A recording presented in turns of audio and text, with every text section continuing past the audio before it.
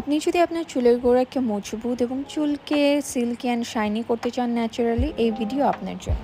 আমি এখানে একটা বাটিতে কিছু লং এবং কিছু মেথি এবং কালো জিরা নিয়ে নিচ্ছি এবং এই তিনটে ইনগ্রিডিয়েন্টকে মিক্সিং গ্রাইন্ডারে দিয়ে এটাকে পাউডার করে নেব এবং একটা পাত্রে পানি নিয়ে সেই যে আমরা গুঁড়াটা করেছি সেটা হচ্ছে গিয়ে এটাতে দিয়ে এটার মধ্যে আমরা দিব ফ্ল্যাক্স সিডস বা তিসি বীজ এবং এই পুরো ইনগ্রিডিয়েন্টটাকে আমরা লো টু মিডিয়াম হিটের মধ্যে হচ্ছে গিয়ে কিছুক্ষণ জাল দিতে থাকি। এই পুরো প্রসেসটা 10 মিনিটের মতো লাগে।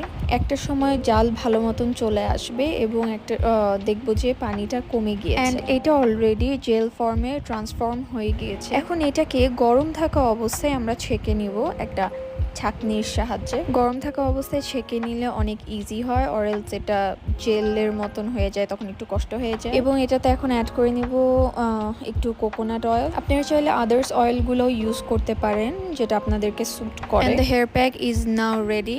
এটা সপ্তাহে 2 থেকে একবার ইউজ করলে এনাফ।